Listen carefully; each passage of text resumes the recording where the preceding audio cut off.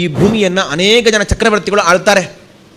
ಸಾವಿರ ಸಾವಿರ ಜನ ಚಕ್ರವರ್ತಿಗಳು ಬಂದು ಈ ಭೂಮಿಯನ್ನು ಆಳಿ ಹೊರಟು ಹೋದರೂ ಕೂಡ ಇವಳು ಮಾತ್ರ ಉಳಿದಿದ್ದಾಳೆ. ಹಾಗಾಗಿ ಇವಳು ಉರ್ವಿ, ಉಳಿದವಳು ಉರ್ವಿ ಅಂತ ಇವಳಿಗೆ ಹೆಸರು ಬಂತು ಅಂತ ರಾಜರು ಆ ಭೂದೇವಿಯ ಬಗ್ಗೆ ಹೇಳ್ತಾರೆ. ಅಂತಹ ಭೂದೇವಿಯನ್ನು ವರಾಹ ಧರಿಸಿದ್ದಾನೆ. ಭೂದೇವಿ ಅಂದರೆ ಯಾರು? ಸಾಮಾನ್ಯವಾಗಿ ಭೂದೇವಿ ಅಂದ ಕೂಡಲೇ ಲಕ್ಷ್ಮೀದೇವಿಯ ಶ್ರೀ ಭೂ ದುರ್ಗಾ ಅಂತ ಭೂದೇವಿಯನ್ನು ಅಂದ್ಕೊಂಡು ನಾವು ಭ್ರಮಿಸಬಹುದು. ಭೂ ಅಂತ ವರಾಹದೇವರು ಧರಿಸಿರುವಂತಹ ಭೂದೇವಿ, ಭೂವರಾಹದೇವರು ಅಂತ ಹೇಳ್ತೇವಲ್ವ, ಈ ಭೂದೇವಿ ಇದು ಲಕ್ಷ್ಮಿಯ ರೂಪ ಅಲ್ಲ. ಭೂದೇವಿ ಅಂಥೇಳಿ ಅವಳು ಈ ಭೂಮಿಗೆ ಅಭಿಮಾನಿ ದೇವತೆ, ಭೂಮಿದೇವಿ ಅಂತ. ತಾರತಮ್ಯದ ವ್ಯವಸ್ಥೆಯಲ್ಲಿ 25ನೇ ಕಕ್ಷೆಯವಳು ಇವಳು. ಲಕ್ಷ್ಮಿಯ ಅವತಾರ ಇವಳಲ್ಲ. ಸರಿ, ಹಾಗಾದರೆ ಲಕ್ಷ್ಮಿಯ ಅವತಾರ ಅಲ್ಲದವಳು ಹಾಗಾದರೆ ವರಾಹನ ಆ ತೊಡೆಯನ್ನು ಏರಬಹುದಾ ಅಂತ ಪ್ರಶ್ನೆ ಮಾಡ್ಬೋದು ನೀವು. ಆದರೆ ಶ್ರೀಭೂ ದುರ್ಗಾ ಅನ್ನುವಲ್ಲಿ ಆ ಲಕ್ಷ್ಮೀದೇವಿಯ ಭೂರೂಪದ ಸನ್ನಿಧಾನ ಯಾವಾಗ ಯಾವಾಗ ಭೂಮಿಯಲ್ಲಿ ಇರುತ್ತೋ ಆವಾಗ ಮಾತ್ರ ವರಾಹ ಈ ಭೂಮಿ ದೇವಿಯನ್ನು ತೊಡೆಯಲ್ಲಿ ಧರಿಸಿಕೊಳ್ತಾನೆ. ಈ ಭೂಮಿದೇವಿಗೆ ಒಂದು ಬಾರಿ ಸ್ವಲ್ಪ ಗರ್ವ ಬಂತಂತೆ. ನಾನು ಕೂಡ ಲಕ್ಷ್ಮೀದೇವಿಗೆ ಸಮಾನಳಾದವಳು ಅಂತ. ಇದು ಭಗವಂತನ ಮಹಿಮೆಯನ್ನು ರಾಜರು ಹೇಳ್ತಾ ಇದ್ದಾರೆ ತಮ್ಮ ಆಖ್ಯಾನದ ಮೊದಲ ಅಧ್ಯಾಯದಲ್ಲಿ. ಭೂದೇವಿಗೆ ಗರ್ವ ಬಂತು. ಉರ್ವೀಚ ಪರ್ವತ ದೃಥಾಪಿ ಶ್ರಿಯೋವರಾಭೂತ್. ಭಗವಂತ ಹೇಗೆ ಲಕ್ಷ್ಮೀದೇವಿಯನ್ನು ತನ್ನ ತೊಡೆಯಲ್ಲಿ ಧರಿಸಿಕೊಂಡಿದ್ದಾನೋ ಅದೇ ರೀತಿಯಾಗಿ ನನ್ನನ್ನು ಧರಿಸಿಕೊಂಡಿದ್ದಾನೆ. ಹಾಗಾಗಿ ನಾನು ಕೂಡ ಲಕ್ಷ್ಮೀದೇವಿಗೆ ಸಮಾನಳಾದವಳು ಹೇಳುವಂತಹ ಒಂದು ಗರ್ವ, ಒಂದು ಅಹಂಕಾರ ಧರಾದೇವಿಗೆ ಬಂತು. ಈ ಅಹಂಕಾರವನ್ನು ಪರಿಹಾರ ಮಾಡಬೇಕು ಅಂತ ಭಗವಂತ ಸಂಕಲ್ಪ ಮಾಡಿದ. ದೇವರು ಮಾಡಿದಂತಹ ಇದಕ್ಕೆ ಉಪಾಯ ಏನು? ಈ ಧರಾದೇವಿಯಲ್ಲಿ, ಈ ಭೂದೇವಿಯಲ್ಲಿ ಭಗವಂತ ವರಾಹ ರೂಪದಿಂದ ತನ್ನ ಮಗನನ್ನೇ ಹುಟ್ಟಿಸಿದ. ನರಕಾಸುರ ಹುಟ್ಟಿದ.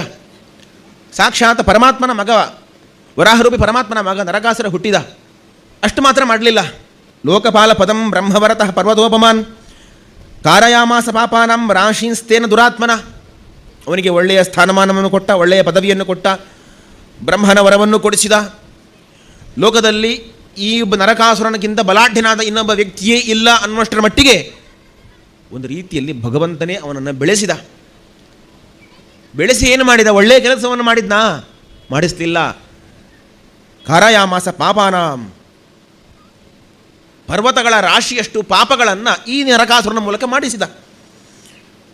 ಅಷ್ಟು ಮಾತ್ರವಲ್ಲ, ತನ್ನ ಒಂದು ದಾಡೆಯನ್ನೇ ಕೊಟ್ಟಂತೆ ಇವನಿಗೆ, ಇದು ನಿನ್ನ ಬಳಿಯಲ್ಲಿ ಇರಲಿ, ನಿನಗೆ ಆಯುಧವಾಗಿರಲಿ ಅಂತ. ಸಿದ್ಧಾರ್ಥಂ ಅದದಾತ್ ಪ್ರಭು, ಅವನಿಗೆ ಸಿದ್ಧಿಗೋಸ್ಕರ, ಅವನ ಬಲಕ್ಕೋಸ್ಕರ ವರಾಹದೇವರು ತನ್ನ ದಾಡೆಯನ್ನೇ ನರಕಾಸುರನಿಗೆ ಕೊಟ್ಟ. ಇಷ್ಟೆಲ್ಲ ಬಲವನ್ನು ತುಂಬಿಸಿ ಆದಮೇಲೆ ಏನು ಮಾಡಿದ? ಆ ವರಾಹನೇ ಮತ್ತೆ ಕೃಷ್ಣನಾಗಿ ಅವತಾರ ಮಾಡಿ ಬಂದು ಈ ನರಕಾಸುರನ ಸಂಹಾರವನ್ನು ಮಾಡಿದ.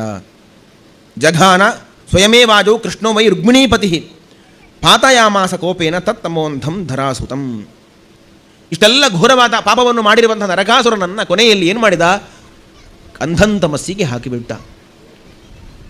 ಭಗವಂತನಿಗೆ ಇಂತಹ ವೈಗೃಣ್ಯ ನೈಷಮ್ಯಗಳು ಯಾವುದೂ ಇಲ್ಲ ಅನ್ನೋದನ್ನು ತೋರಿಸಿಕೊಡ್ತಾ ಇದ್ದಾನೆ. ಅವನಿಗೆ ರಾಗದ್ವೇಷಗಳೇ ಇಲ್ಲ. ಈ ಲೋಕದಲ್ಲಿ ನನ್ನ ಮಗ ಆ ಥರ ಎಲ್ಲ ಮಾಡೋದಿಲ್ಲಪ್ಪ, ನನ್ನ ಮಗ ಬಹಳ ಒಳ್ಳೆಯವನು, ಎಷ್ಟೇ ನಮ್ಮ ಮಗ ಕೆಟ್ಟವನೇ ಆಗಿರಲಿ, ಕೆಟ್ಟ ಕೆಲಸ ಮಾಡಿರಲಿ, ಯಾವ ಅಪ್ಪ ಅಮ್ಮನೂ ಕೂಡ ಮಗನ ಬಗ್ಗೆ ಕೆಟ್ಟ ಮಾತನ್ನು ಆಡೋದೇ, ನನ್ನ ಮಗ ಬಹಳ ಒಳ್ಳೆಯವನು ಅಂತ ಒಂದು ರಾಗ, ಒಂದು ಪ್ರೀತಿ ಇರುತ್ತೆ ನೋಡಿ ಮಕ್ಕಳ ಮೇಲೆ.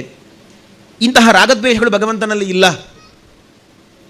ತನ್ನದ್ದೇ ಮಗನಾದಂತಹ ಆ ನರಕಾಸುರನನ್ನು ಸ್ವತಃ ಕೃಷ್ಣ ರೂಪದಿಂದ ಬಂದು ಸಂಹಾರವನ್ನು ಮಾಡಿ ಜಗತ್ತಿನ ಹಿತವನ್ನು ಭಗವಂತ ಕಾಯ್ದ ಅಂತ ಹೇಳ್ದ. ಸರಿ, ಇದರಿಂದ ಏನು ಸಂದೇಶ ಕೊಟ್ಟ? ಈ ಧರಾದೇವಿಗೆ ಒಂದು ಅಹಂಕಾರ ಇತ್ತು ಅಂತ ಹೇಳಿದ್ನಲ್ವ, ನಾನು ಲಕ್ಷ್ಮಿಗೆ ಸಮಾನಳಾದವಳು ಅಂತ. ಈ ಅಹಂಕಾರವನ್ನು ಪರಿಹಾರ ಮಾಡಬೇಕು. ನರಕಾಸುರನನ್ನು ಸಂಹಾರ ಮಾಡುವುದಕ್ಕೂ ಧರಾದೇವಿಯ ಅಹಂಕಾರವನ್ನು ಪರಿಹಾರ ಮಾಡೋದಕ್ಕೂ ಏನು ಸಂಬಂಧ ಅಂತ ಕೇಳ್ಬೋದು ನೀವು. ರಾಜರು ಹೇಳ್ತಾರೆ ಅದಕ್ಕೆ ಪರಿಹಾರವನ್ನು. ಬ್ರಹ್ಮಾಣಂ ಅಂಭೃಣೀ ಪುತ್ರಂ ಚಕಾರ ಅರಿನಿಶೂತನಃ ಅಂತ. ಸ್ವಲ್ಪ ಗಮನಿಸಿ, ಲಕ್ಷ್ಮೀದೇವಿಯ ಮಗ ಯಾರು? ಚತುರ್ಮುಖ ಬ್ರಹ್ಮದೇವರು. ಧರಾದೇವಿಯ ಮಗ ಯಾರು? ನರಕಾಸುರ. ನೀವೇ ಹೇಳಿ, ಬ್ರಹ್ಮದೇವರು ದೊಡ್ಡವರು, ನರಕಾಸುರ ದೊಡ್ಡವನು? ಯಾರ ತಾಯಿ ದೊಡ್ಡವಳು ಅಂತ ನೀವೇ ನಿರ್ಧಾರ ಮಾಡಿ. ಬ್ರಹ್ಮದೇವರ ತಾಯಿ ಲಕ್ಷ್ಮಿಗೆ ಈ ನರಕಾಸುರನ ತಾಯಿಯಾದಂತಹ ಧರಾದೇವಿ ಸಮಾನಳಾಗಲಿಕ್ಕೆ ಸಾಧ್ಯವಾ ಅಂತ ರಾಜರು ನಮ್ಮ ಮುಂದೆ ಪ್ರಶ್ನೆಯನ್ನು ಇಟ್ಟರು. ಆ ಮೂಲಕ ಜಗತ್ತಿಗೆ ತಾರತಮ್ಯವನ್ನು ತೋರಿಸಿಕೊಡ್ತಾ ಇದ್ದಾರೆ.